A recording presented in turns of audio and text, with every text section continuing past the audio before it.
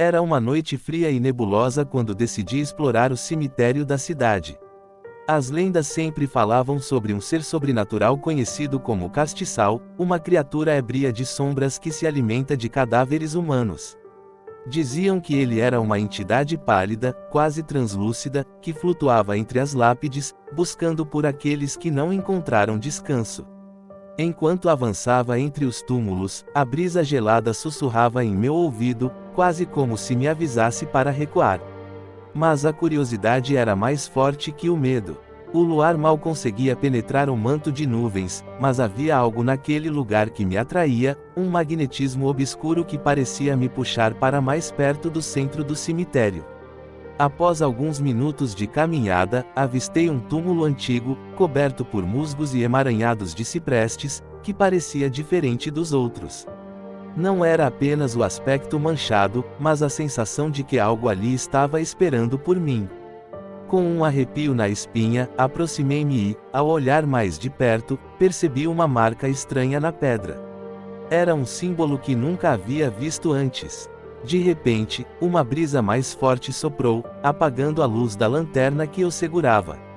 Fiquei em um completo breu, coração disparado, e foi então que ouvi um som sibilante, como se algo estivesse se arrastando pelos túmulos. O pânico tomou conta de mim, mas minha curiosidade ainda lutava para me manter ali.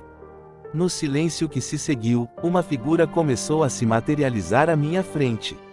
Era pálida e quase irradiava uma luz fraca, como um castiçal trêmulo em uma sala escura.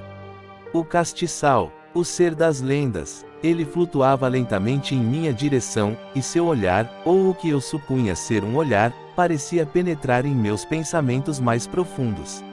Sentindo uma mistura de terror e fascínio, percebi que a criatura estava absorvendo a essência do ambiente.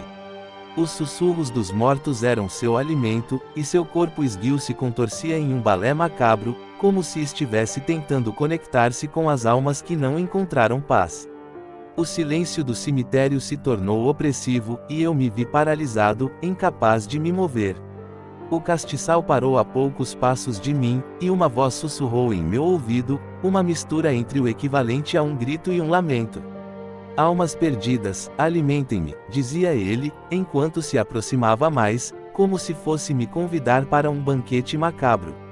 O terror tomou conta de mim e, finalmente, consegui dar alguns passos para trás, sentindo o gelado do tombamento das pedras sob meus pés. Ao me afastar, uma doce sensação de alívio percorreu meu corpo.